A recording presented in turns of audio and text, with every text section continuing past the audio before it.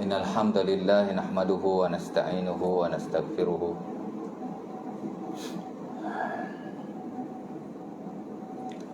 wa na'udzu billahi min syururi anfusina min sayyiati a'malina may yahdihillahu fala mudilla lahu may yudlil fala hadiya lahu asyhadu an la ilaha illallah wa la syarika lahu wa asyhadu anna muhammadan abduhu wa rasuluh. Allahumma salli wa sallim ala sayyidina Muhammad wa ala alihi wa sahbihi ajma'in, amma ba'du. Rabbana zidna ilma warzuqna fahma wa taqabbal minna innaka antas samiul alim. Walakal hamdu ya rabbal alamin.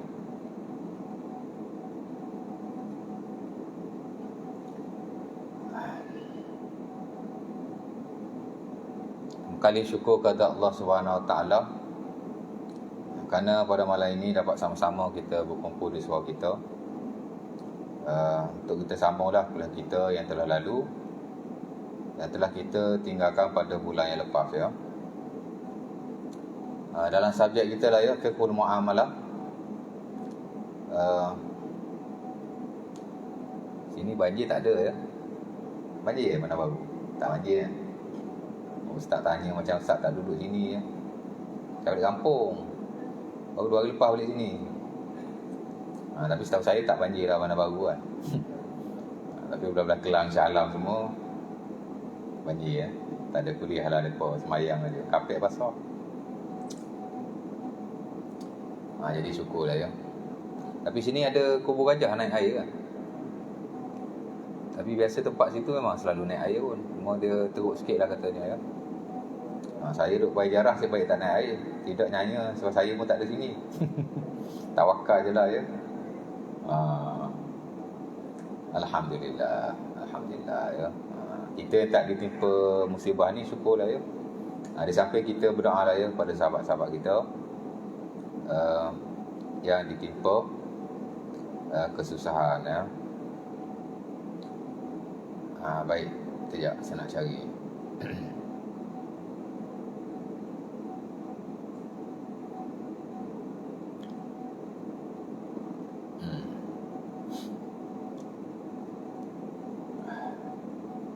Sekejap ya.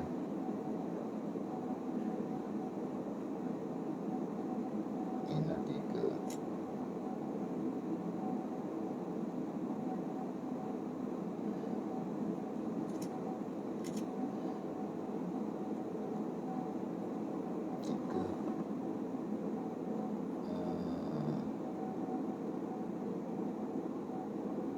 Sebab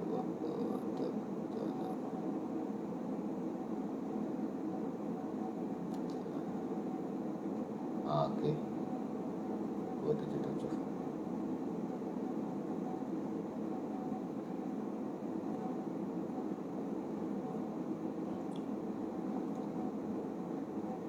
Okey, baik. Jadi start daripada bulan yang lalu, saya kira saya dah sentuh sikit tentang Kitabu Al-Buyu'. Itulah kitab jual beli ya. Di mana setelah saya ingat 2 tahun atau lebih ni, kita hanya berkongsi tentang muqaddimah ilmu al-muamalah ya.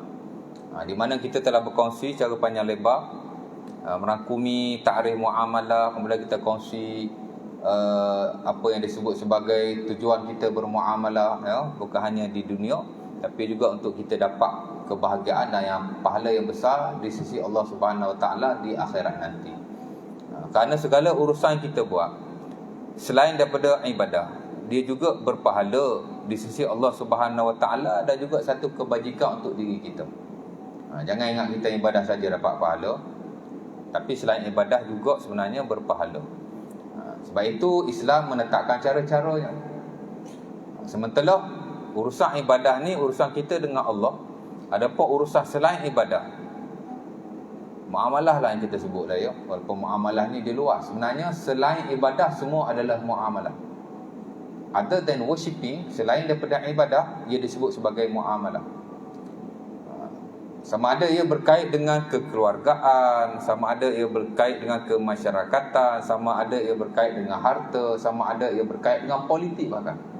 Ilmu siasah, ilmu politik ataupun kepimpinan atau seumpamanya adalah sejenis muamalah, kerana kita sesama kita ada dia satu part daripada ilmu kemasyarakatan juga ya.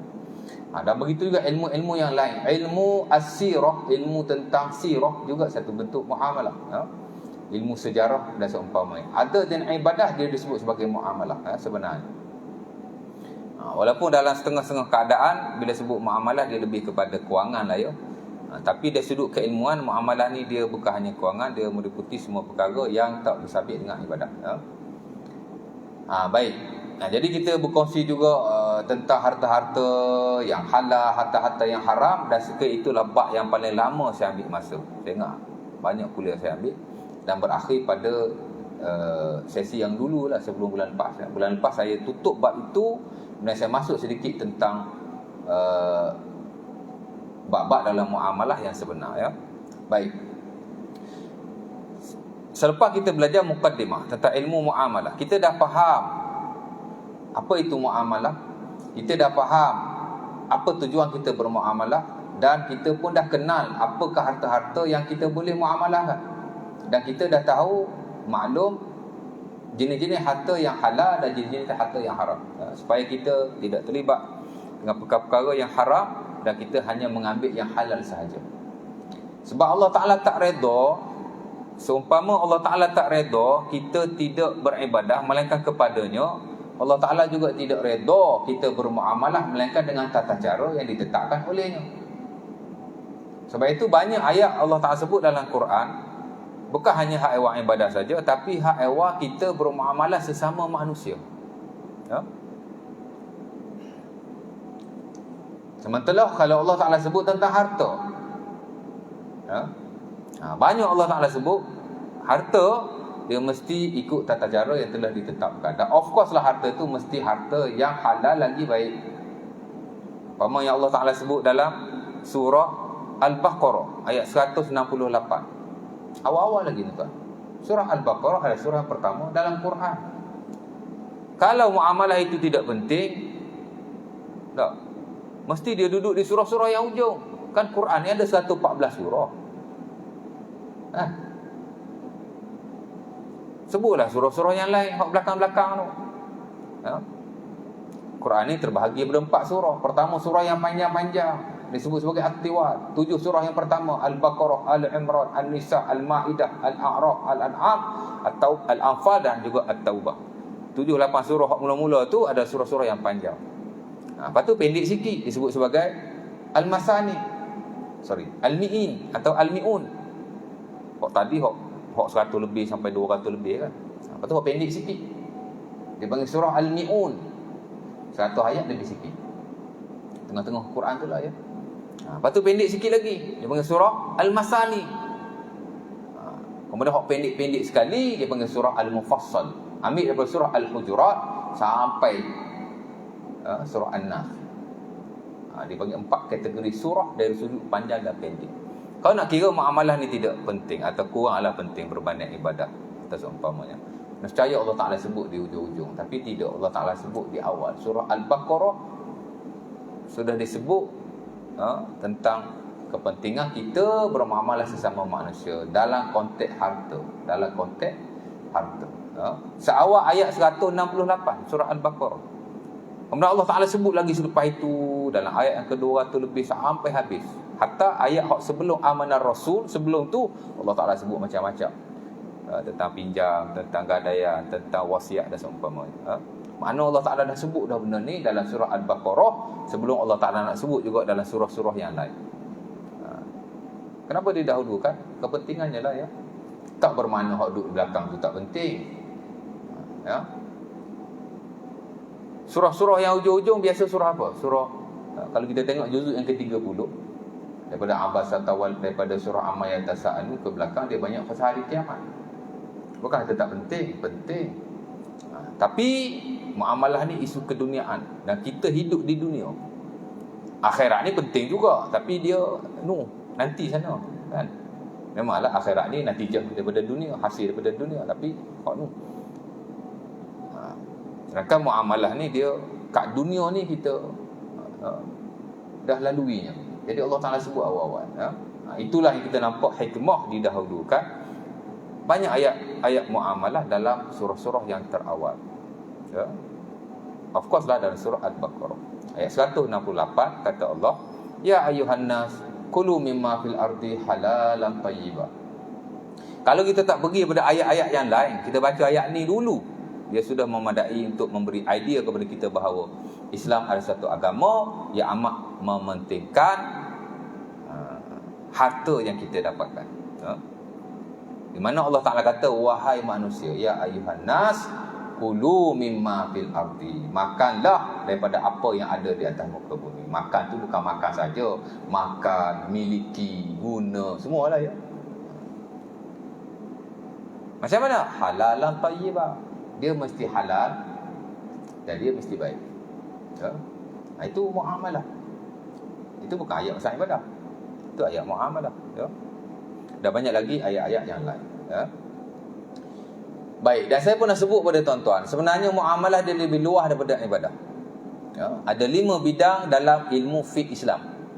In Islamic jurisprudence ada 5 major field, ada 5 bidang yang besar. Satu bidang sahaja ibadah, ada 4 bidang yang lain adalah bidang muamalah.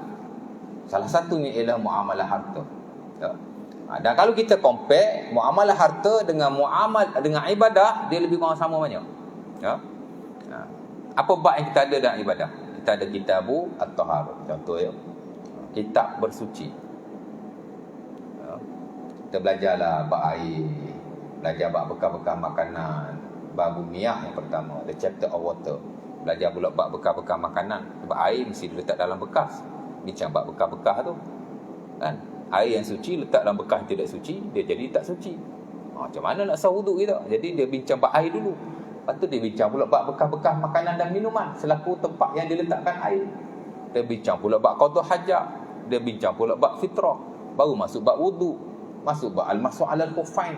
Sapu di atas khuf atau kasut atau stokin. Bincang pula bab tayammum, bincang bab mandi. Mandi wajib, mandi sunat dan seumpamanya. Mandi safar tak ada ya.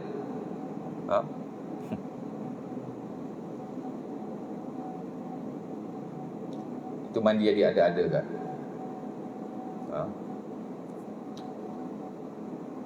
Lepas tu belajar tentang najis. Kerana ibadah dia mesti suci daripada bukan hanya hadas, ada kecil ada besar, tapi juga mesti suci daripada najis. Kemudian bincang tentang haid dan nifas. Ujung sekali, haid dan nifas ya. Berapa bab tu? 11 bab. 11 chapters. Saya ajar fiqh ibadah di universiti. Kita dahulu dengan fiqh kitab taharah ada 11 bab. Baru kitab taharah masuk kitab semayang pula ada 10-11 bab pula. Masuk kitab zakat. Zakat dia tak banyak lah ya. Dia ada 6-7 bab saja. Kemudian bab haji banyak juga. Kan? Itu ibadah. Kemudian bila kita bincang tentang muamalah, kita belajar bab muamalah harta ni sama juga. Sebagaimana dalam kitab ibadah ada berapa? Ada kitab taharah, kitab semayang, kitab puasa, kitab zakat, kitab haji. Ada sebagian ulama dia pecahkan antara kitab puasa dengan kitab i'tikaf. Jadi 6 lah. Tambah lagi kitab jenazah. 7 lah ya.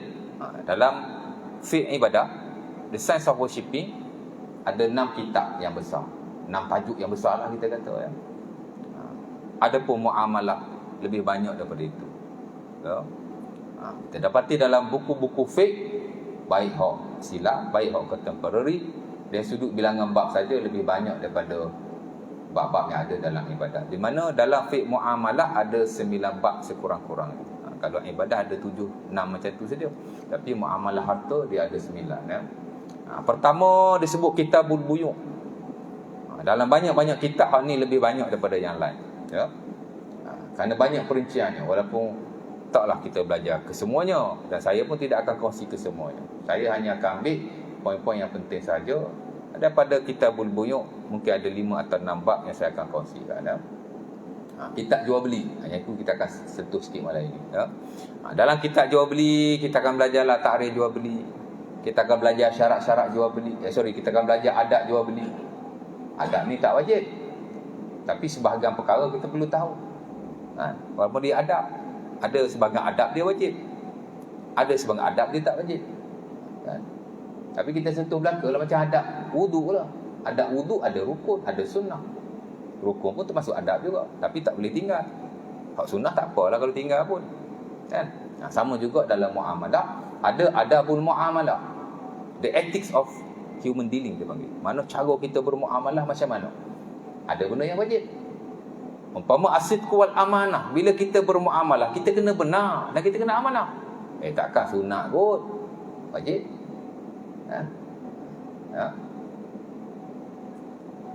Adab bermuamalah kita tak boleh al-haliful kazib, sumpah palsu. Takkan sunat kot. Wajib. Jadi ada sebagai adab dia wajib. Mungkin kita tak terlibat pasal kita bukan peniaga. Hak ni banyak peniaga duk buat. Tipu sikit-sikit lah kan.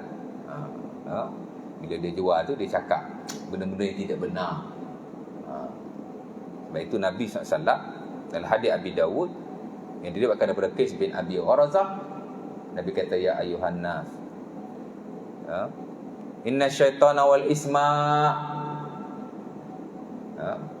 wahai manusia, sesungguhnya syaitan dan dosa yushawwibani fil bi', dia masuk campur ataupun adalah dalam jual beli.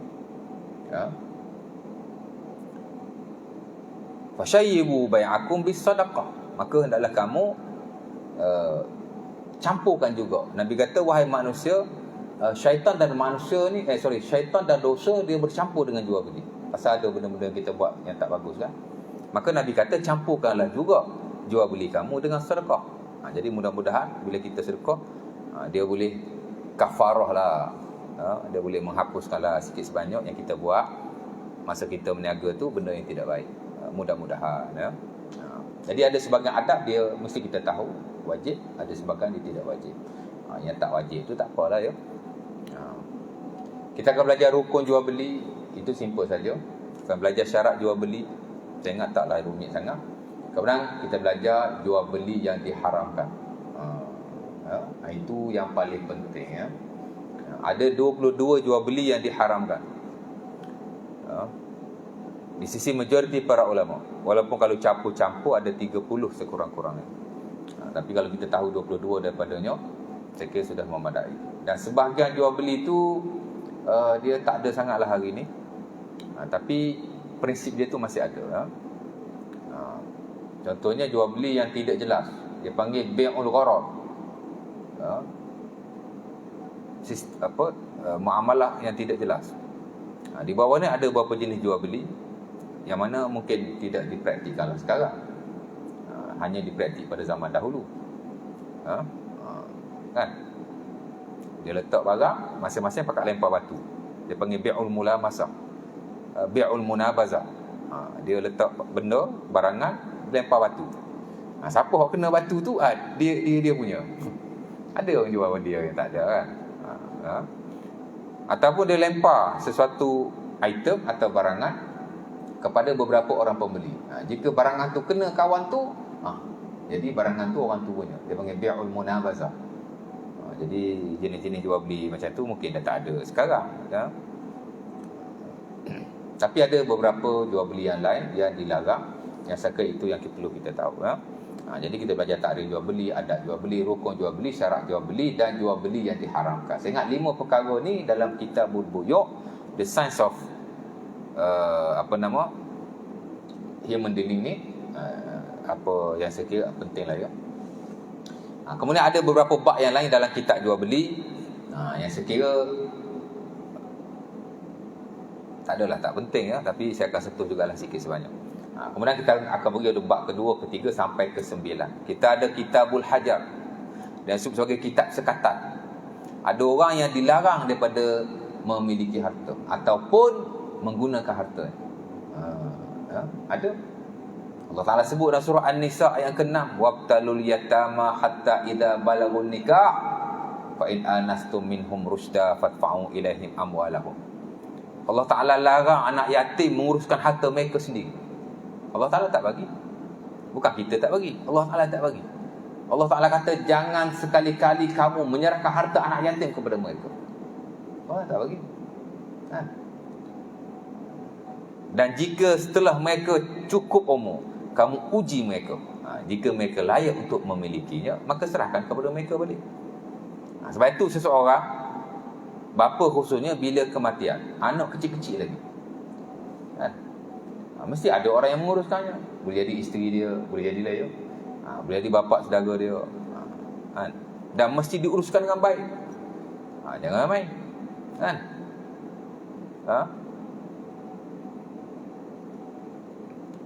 Dan kadang-kadang sebab orang dia ambil ingat harta anak yatim, jadi bergaduh pula, kan?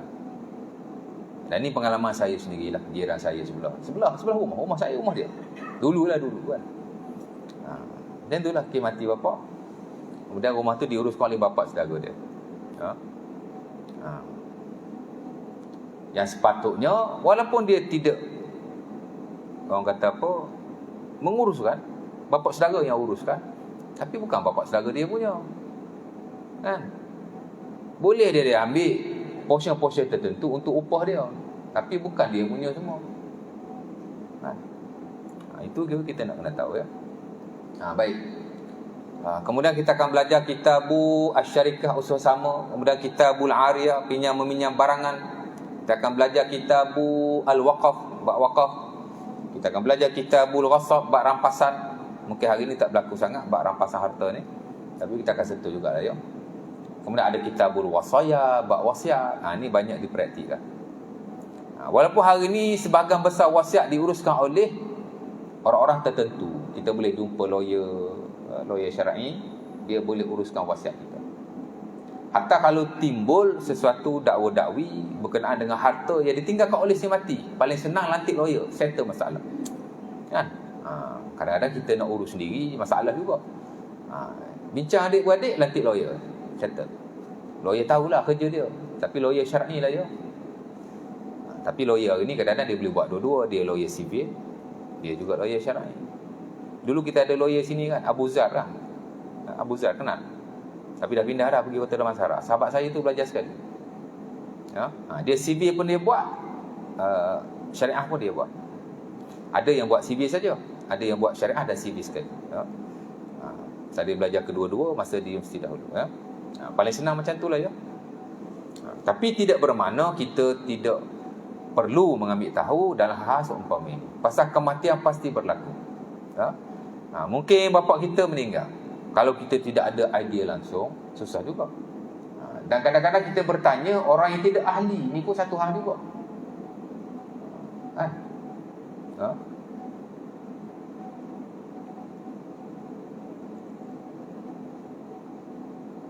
Dulu di kampung saya, bila ada kematian, orang tanya seorang lebay di kampung saya. Dulu lah, zaman saya kecil-kecil dulu kan. Lebay tu kata, nanti lepas 100 hari baru kita bincang, ya. Tunggu lepas 100 hari, lepas kenduri 100 hari, kita bincang lah, ya, harta ni. Sebab takut-takut nanti orang dalam kubur tu, kalau kita bergaduh berapa, nanti dia kena seksa pula. Macam tu pula, kan?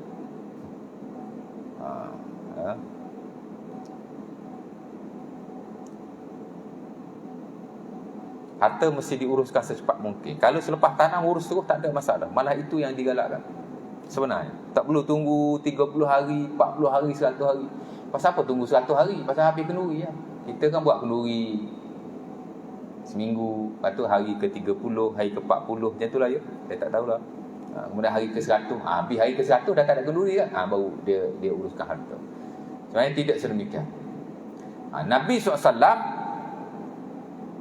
bila berlaku kematian, baginda akan uruskan harta orang yang meninggal.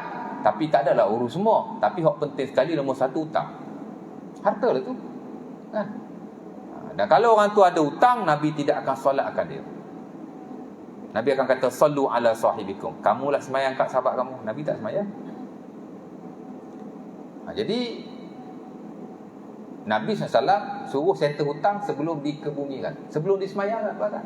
Harta kan, hutang kan. Dah tu. Siapa yang kata tak boleh bagi kalau tunggu 100 hari ni? Kitab mana kita belajar? Jadi boleh diuruskan dah ke bumi. Dan saya kira tidak ada lagi tanggungjawab kita terhadap orang yang mati selepas dikebumikan, melainkan menguruskan harta yang ditinggalkan oleh. Dah ke bumi, tuan-tuan, boleh bagi terus. boleh lantik tu lawyer untuk buat apa-apa persediaan untuk penyerahan harta kepada yang berhak. Tak perlu ditangguh-tangguh lagi. Kalau untunglah kalau tangguh 100 hari, tuan. Ada orang dah mati 4-5 tahun. Tak bagi-bagi lagi. Kan? Orang lain duk tunggu bila nak ajak kumpul ni, bila nak ajak kumpul ni. Tanya kan kata kita tamak pula. Hak duduk di tanah itu, hak berkuasa, tak panggil-panggil adik-adik yang lain. Adik-adik tunggu bila nak ajak, bila nak ajak. Hingga orang tanya kita, kalau saya tanya kira macam mana Ustaz, tamak ke? Tak, tamak apa harta kita? Tak ada tamak. Itu yang terbaik. Tanya dia, bila kita nak berkumpul ni, nak bincang pasal harta yang ayah kita tinggalkan, dah 5-6 tahun dah mati pun. Kan?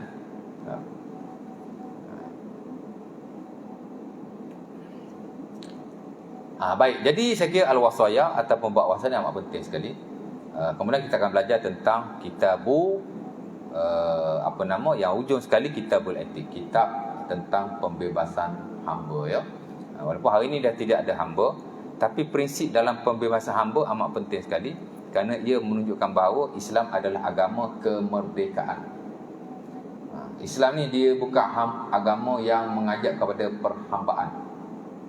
Bukan hanya perhambaan dari sudut harta, kita mesti merdeka, yakni kita hanya berusaha mendapatkan, menggunakan, memiliki harta-harta yang halal, tapi juga kemerdekaan dalam isu-isu yang lain. Islam amat memperjuangkan kemerdekaan pemikiran, akal. Kan? Akal kita mesti merdeka, tuan. Kemerdekaan dari sudut ilmu. Siapa yang boleh belajar, go for it, belajar. Di mana saja, pada bila-bila masa. Dan dengan apa-apa mekanisme bahkan. Boleh baca buku, boleh tengok YouTube, boleh buka Facebook, boleh leka. Bukan tak semestinya belajar nak kena menghadap tok guru macam kita hari ni, ataupun nak kena ijazah bagai tak ada. Ijazah sanad ni pun kadang-kadang merepek juga, kan. Tak ada ijazah tak boleh, tak ada sanad tak boleh. Dunia berkembang, ya. Zaman dulu iyalah, zaman sekarang tak perlu.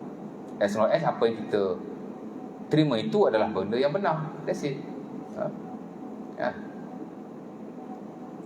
Saya banyak tengok YouTube orang mu'alaf daripada Barat, Europe dan seumpamanya. Kadang-kadang pemikiran mereka lebih baik daripada kita. Lebih baik. Baik. Habislah ada 9 bab semua, ya. Ada kitabul buyuk apa semua sampai kitabul etik, ya. Dan malam ni insya-Allah taala kita ambil kitabul buyuk. Saya sebut tadi ada 5. Pertama ialah ta'rif tentang jual beli. Ni hak basic sekali, ya. Ulama kita tuan-tuan, dia ada pelbagai pentakrifan tentang jual beli. Dan ta'rif ni sebenarnya tidaklah penting, cuma untuk kepahaman umum saja berkaitan sesuatu perkara. Gambaran awal. Macam kita nak belajar bab semayang, ulama tak terus kepada hukum akal semayang. Ulama cerita dulu apa itu semayang. What is prayer? Dari sudut bahasanya dan juga dari sudut syaraknya. Dan begitulah dalam hal-hal yang lain. Dalam muamalah pun sama, setiap kitab dan bab ada pentakrifannya, ada definisinya, ya. Jual beli tuan-tuan didefinisi oleh ulama dengan pelbagai definisi. Saya ambil satu definisi yang ditulis oleh Syekh Dr. Musa Aiman dalam bukunya Hidayatul Mutanazih, syarah kepada Bidayatul Mutafaqih karangan Syekh Muhammad Wahid. Tak ada Muhammad, Syekh Wahid Salam Bali, ulama daripada Mesir, ya. Dan ini juga definisi yang diguna pakai oleh Syekh Muhammad bin Saleh Al-Utsaimin, ulama besar Saudi beberapa puluh tahun yang lalu, ya. Ada orang bila sebut Ibnu Utsaimin allergic sikit, pasal dia di Saudi, tuan. Konon-konon bapak Wahabi lah, ya. He is the one of the great scholars. Dia adalah ulama yang besar, ya. Ada puluhan buku yang dia karang yang dirujuk di peringkat tinggi. Dalam bidang fiqh, tuan-tuan, buku dia Asy-Syarhul Mumti', 15 jilid, adalah one of the best book untuk kita belajar dan kita rujuk dalam konteks fiqh lah, ya, sama ada ibadah ataupun muamalah, ya. Saya ingat orang yang belajar di peringkat tinggi di universiti tidak ada masalah sama sekali dengan beliau, walaupun kita ada sikit sebanyak isu lah, ya. Tapi tidak menafikan keilmuan beliau sama sekali, ya. Atau kalau kita lihat mufti wilayah yang sebelum ini, Dr. Zulkifli pun ada rujuk beliau, ada menukil kata-kata beliau dan memasukkan pendapat beliau dalam fatwa yang beliau keluarkan. Tak ada masalah sama sekali, ya. Memang saya tak nafi lah, ya, mungkin ahli tradisional ni dia agak inilah dengan beliau, tapi dia ada seorang ulama yang besar. Dan mungkin juga definisi ini digunakan oleh ulama-ulama yang lain. Apa makna jual beli secara bahasa? Katanya jual beli secara bahasa ialah akhdhu syai' i'ta'u syai'. Beri sesuatu, ambil sesuatu. Itulah jual beli secara bahasa. Ya. Ambil sesuatu, beri sesuatu. Al-bi' i'ta'u syai', akhdhu syai', i'ta'u syai', akhdhu syai'. Dan dia diambil daripada perkataan al-ba'. Apa nak al-ba'? Al-bi' ataupun al-buyu'. Al-buyu' ni plural, Al-buyu' ni dia jamak, plural. Tahu plural? Jual beli. Dia plural. Kalau al-bi' dia singular, dia satu, macam kita kata meja lah, ya. Meja satu. Kalau banyak meja-meja. Satu maktab, kalau banyak makatib. Macam itulah. Satu al-bi', kalau banyak al-buyu'. Kita boleh kata kitabul bi', kita boleh kata kitabul buyu'. Ya. Daripada mana perkataan al-bi' ataupun al-buyu'? Daripada al-ba'. Al-ba' ni ialah lengan. Daripada sini sampai sini dia panggil al-ba'. Al-ba' ni lengan lah, ya. Daripada ujung jari sampai sini dia panggil al-ba'. Daripada situ diambil perkataan al-bi' di sisi orang Arab. Pasal bila kita beri sesuatu, kita mesti menghulurkan lengan kita kepada orang lain. Dan sama juga bila kita mengambil sesuatu, kita mesti menghulurkan lengan kita kepada orang lain. Jadi secara bahasanya dia diambil daripada perkataan lengan. Al-bi' min al-ba', orang kata. Ya. Itu secara bahasa, ya. Adapun secara syarak, jual beli ni merujuk kepada suatu proses kita memindahkan sesuatu barangan daripada penjual kepada pembeli. Ya. Dipanggil jadi definisikan mubadalatu malin bimalin ala sabilit taradi. Itu paling simple lah yang saya lihat, yang didefinisikan oleh Syekh Imam Musa. Mana pertukaran barangan, mubadalatu syai'in bi syai'in, pertukaran barangan, pertukaran sesuatu dengan sesuatu, ala sabilit taradi, dengan jalan redha. Itu satu pentakrifan, ya. Ada takrif lagi yang digunakan hatta dalam mazhab Syafi'i, ialah naqlu milkin bi'iwadin. Naqlu milkin bi'iwadin, mana memindahkan hak sesuatu barangan daripada seseorang kepada seorang yang lain. Nampak gambaran dia, ya. Saya tak suruh tuan-tuan hafal pun, cuma nak nampak gambaran dia, ya.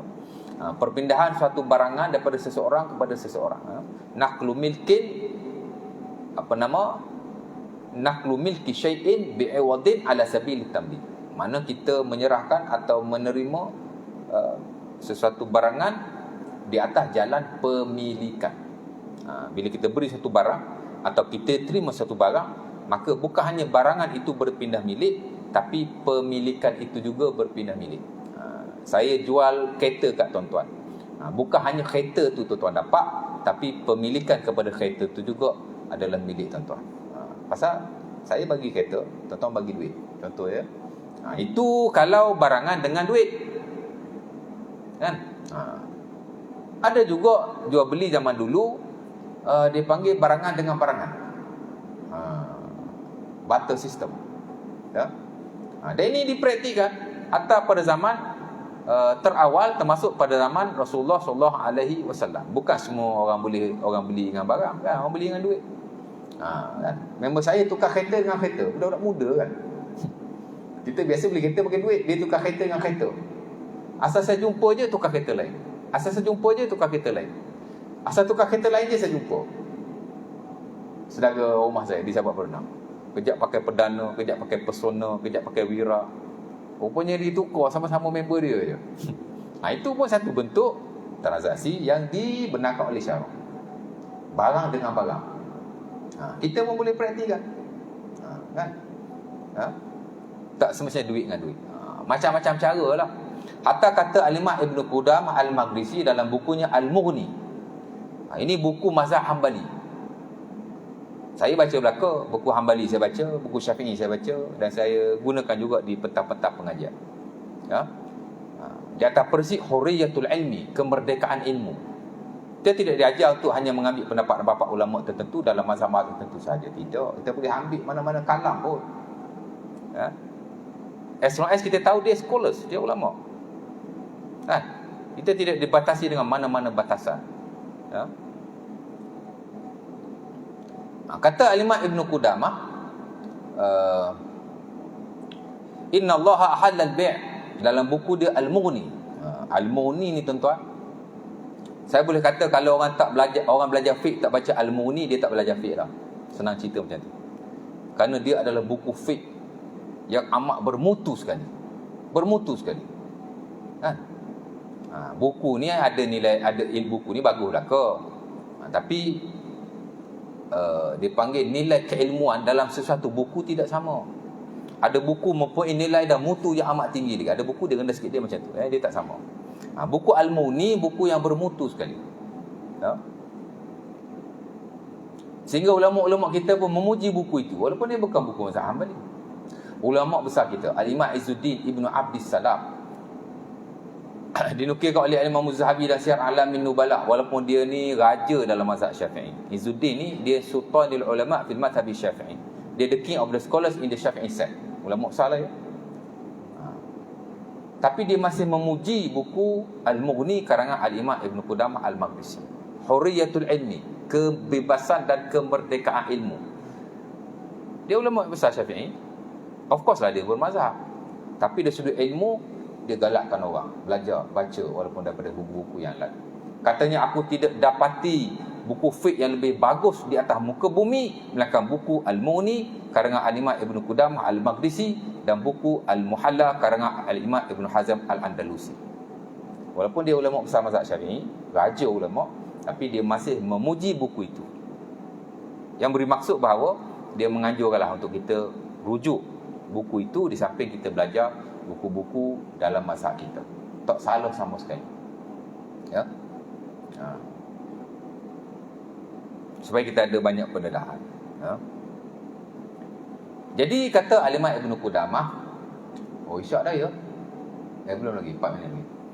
Dia kata innallaha halal bai', Allah Taala menghalalkan jual beli. Ada beberapa ayat Quran Allah Taala sebut jual beli dibenarkan. Secara logiknya memanglah jual beli Allah Taala kena benarkan. Pasal kalau Allah Taala tak benarkan jual beli, macam mana kita nak memiliki harta orang lain? Dan jual beli telah berlaku sejak zaman dahulu lagi. Pasal manusia perlu kepada sistem ini. Mesti nak benda ni. Untuk kebaikan manusia, Islam tak akan melarang. Kalau Islam larang ni, kalau benda tu mudaratkan manusia, baru Islam larang. Kalau benda tu memberi kebaikan kepada kita, Islam tak akan larang. Orang Arab jahiliah tuan-tuan, dia kahwin dengan 5 cara. 4 cara diharamkan. Pasal mengarut. 1 cara saja dibenarkan. Kahwin dengan wali. Bapa ada anak perempuan, dia kahwinkan anak. Itu sudah diamalkan sebelum Nabi jadi Nabi lagi. Tapi bila Islam datang, Islam benarkan. Dengan Islam buat sedikit amendment, modification. Mana adalah saksinya dan semua. Tapi asasnya, memang itu telah dipraktis sejak zaman jahiliah. Bukan semua benda masa zaman jahiliah itu tak betul. Ada yang okey, Islam teruskan. Ya. Jadi sama juga, jual beli telah dilakukan sejak zaman dulu. Ia bagus untuk manusia. Kerana manusia perlu sentiasa pertukaran barang antara satu dengan yang lain. Asalnya? Oh kan. Sementara dalam Quran memang Allah Ta'ala sebut beberapa ayat Allah Ta'ala benarkan. Dan saya dah pernah baca dulu. Antaranya dalam surah Al-Baqarah ayat yang 275, kata Allah, wa halallahu al-bai' wa harrama ar-riba. Ya? Allah Ta'ala mengharamkan jual beli dan Allah Ta'ala melarang riba. Allah Ta'ala benarkan. Cuma Allah Ta'ala peringat juga, jangan sampai jual beli ni melalaikan kamu daripada ibadah. Muamalah ni penting, tapi jangan muamalah kita melalaikan kita daripada ibadah. Nampak? Jadi surah Al-Baqarah Allah Ta'ala kata aku benarkan jual beli. Tapi dalam surah Al-Ma'idah, bukan. Dalam surah An-Nur ayat 38 kata Allah, rijalun la tulhihim tijaratun wala bai'un an zikrillah. Kita kena jadi lelaki-lelaki yang tidak dilalaikan oleh perniagaan atau jual beli daripada mengingati Allah. Jual beli juga, berniaga juga. Masa waktu semayang kita semayang. Kalau boleh berjemaah bagus. Tapi kalau tak boleh, semayanglah di tempat kita, berniaga. Asal jangan tak semayang saja. Jangan sampai Allah Ta'ala kata jual beli melalaikan kamu daripada mengingati Allah Subhanahu Wa Ta'ala. Wa iqamis solah, semayang, Allah Ta'ala kata. Wa ita'iz zakah, dan bayar zakat. Kalau berniaga tak bayar zakat, nanyalah, kan? Ada orang dia tak pernah bayar zakat. Satu hari dia ditipu 70,000 oleh pembantu dia. Tak apa kot sebut pengalaman dia. Saya tak sebut siapa-siapa ya, tapi pengalaman kita ya. Ini dia sendiri mengaku dengan saya. Jumpa saya lepas saya bagi kuliah macam ni. Saya bagi tazkirah Jumaat. Saya ada sentuh sikit pasal zakat. Azan tak? Kita teruskan. Azan ya? Azan? Azan ya? Lepas tu sambung sikit. Ke dah kena boleh berhenti dah? Boleh sambung lagi. Sambung sekejap ya. Bismillah.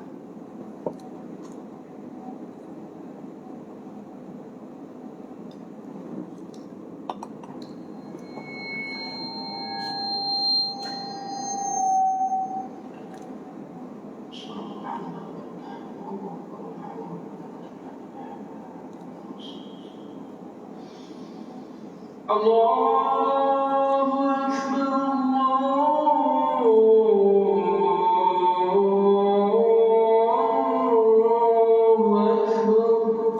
Allahu Akbar, Allahu Akbar.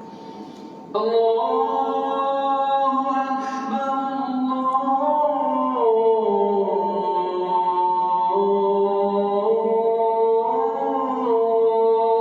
Akbar, Allahu Akbar. Asyhadu an la ilaha illallah.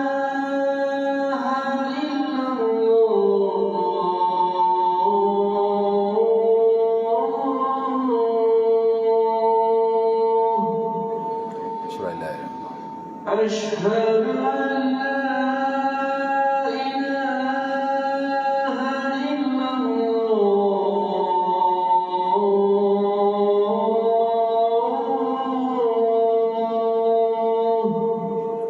ilaha illallah.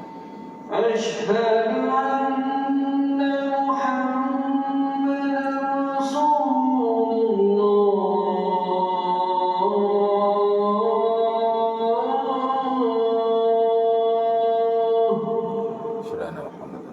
Asyhadu anna Muhammadan Rasulullah.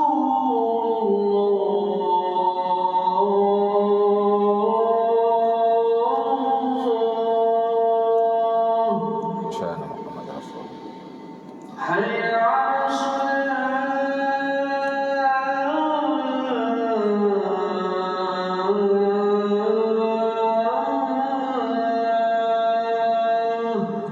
La hawla wala quwwata illa billah. Hayya 'ala salah.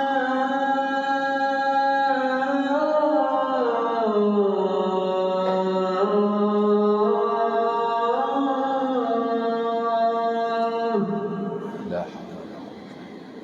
Hayya 'ala falah.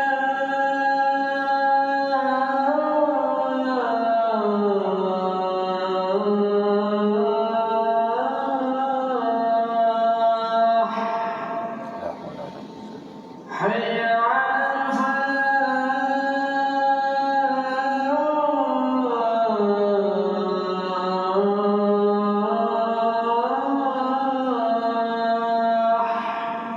La hawla wala quwwata. Allah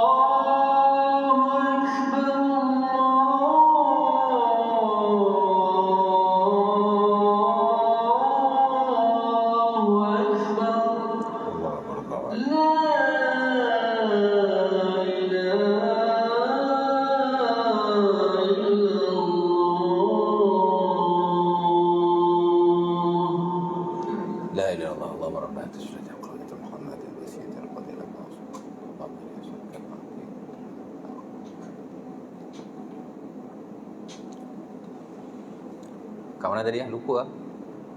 Apa last tadi? Ha? Kat mana tadi? Last tadi kat siapa tadi?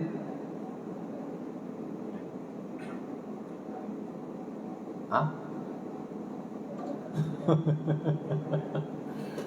Apa yang last dia sebut tadi? Ha? Ha? Zakat dia, betul. Jadi dia kata dia tak pernah bayar zakat, ya. Jadi dia ditipu lah ya oleh pembantu dia. Puluh-puluh ribu lah, saya tengok 60 ribu, 70 ribu macam tu. Jadi dia menyesal lah ya, dia menyesal. Jadi yang tipu dia tu pun orang miskin, pembantu ni miskin. Jadi asalnya dia jumpa saya tu ada hajat dia lah, bukan nak bagi tahu benda tu saja. Dia nak tanya boleh tak duit yang dia ditipu tu dia tak minta balik lah daripada pembantu dia, dah dipecat kot. Tapi dia kata boleh tak yang dicuri tu saya niat zakat. Dah dicuri baru nak suruh zakat. Betul. Itulah kita. Orang Melayu kata dah terjatuh lagi tengadah je lah. Saya tak faham peribahasa ni, tak faham. Dah terantuk baru tengadah je lah. Dah kena. Dia nak tanya yang tu je. Sebab dia kata dia dah tanya ada ustaz tu kata boleh. Saya pun tak boleh nak jawab. Susah ya.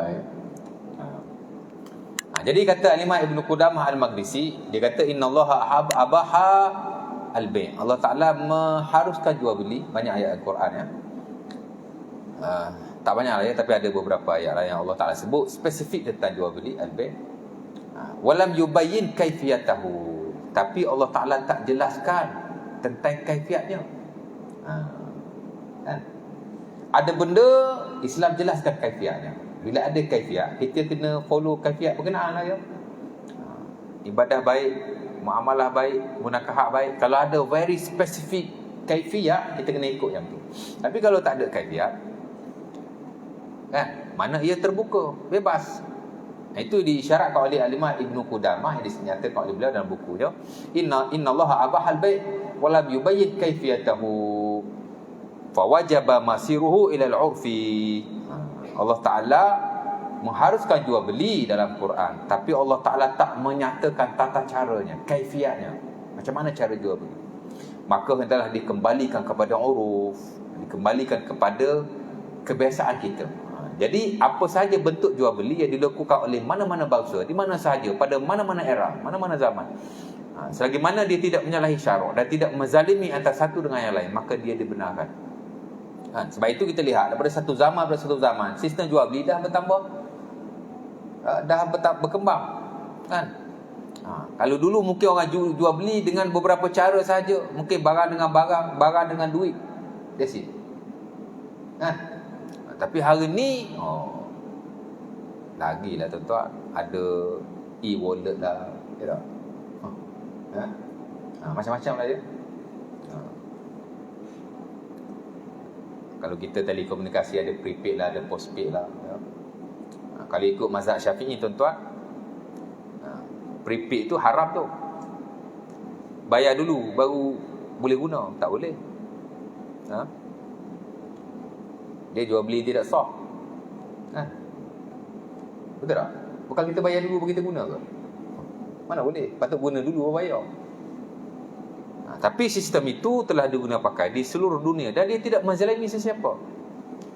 Dan dia dianggap sebagai uruf pada hari ini. Maka dia dibenarkan. Mazhab Syafi'i tak bagi, itu zaman dulu. Sesuailah pada zamannya. Dan muamalah ni dia bukan macam ibadah. Ibadah dia fix. Kan?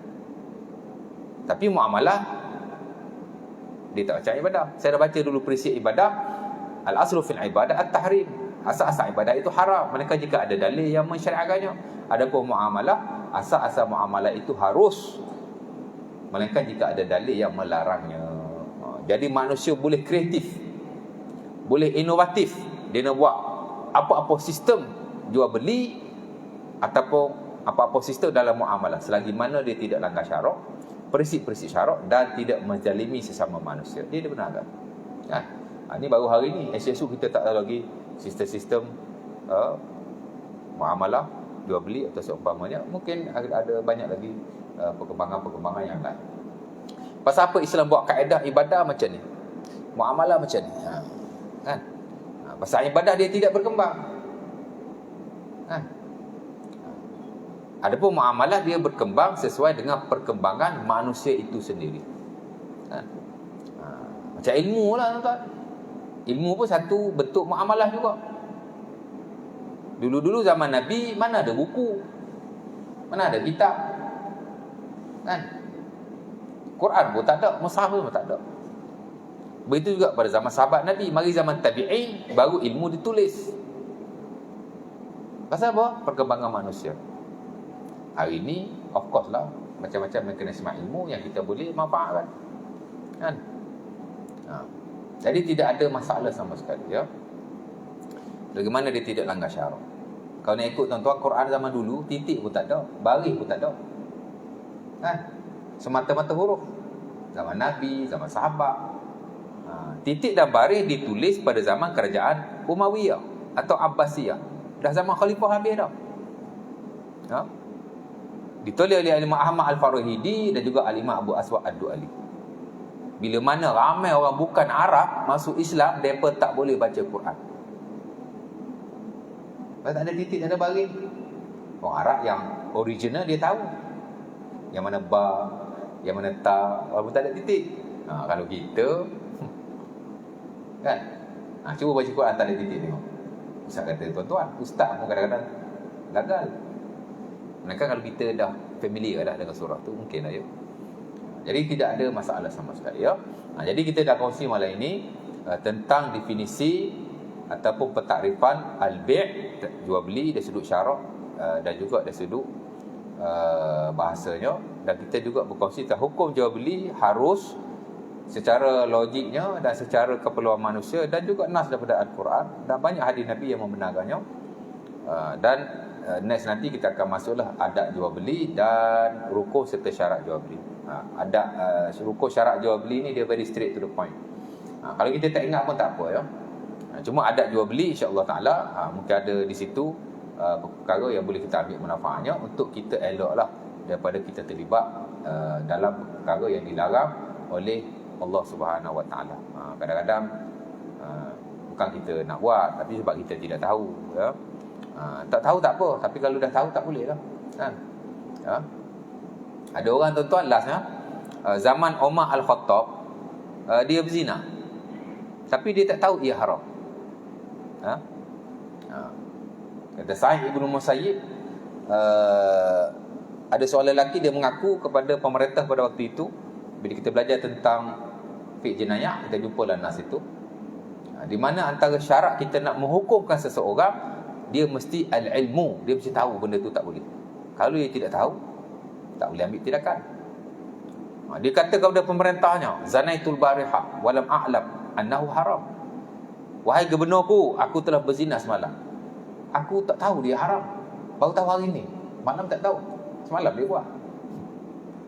Maka gubernur ni pun pening kepala, macam mana nak buat? Dia pun hantar surat pada Umar Al-Khattab di Madinatul Munawwarah. Hantar surat kepada Umar. Umar ni khalifah besar. Ni khalifah-khalifah yang kecil kan, pemimpin-pemimpin di sebab zaman Umar Al-Khattab ni dia dah hantar pergi buka sana, buka sini, Mesir apa semua, kan. Apa kata Umar Al-Khattab? Umar kata illam ya'lam a'limu. Kalau dia tak tahu, bagi tahu dia benda ni tak boleh. Fa in alima wa ada farjum. Tapi setelah dia tahu, dia buat juga, barulah dihukumkan rejam ke atasnya, ya. Samalah konteks-konteks yang lain. Kalau kita tidak tahu, insya-Allah taala lah, mudah-mudahan Allah Taala beri keuzuran lah kepada kita. Tapi kalau kita tahu, tak boleh lah, ya. Adalah kita mengelakkannya sebaik mungkin, insya-Allah taala, ya. Jadi saya rasa mungkin setakat itu dulu. Saya tak ada nak buka soalan. Kalau ada nak tanya apa-apa, tanya after semayang lah, ya, personally boleh. Aku qouli hadza, Assalamualaikum warahmatullahi wabarakatuh. Tutup majlis kita atas baik kafarah dan surah Al-Asr. Subhanallah.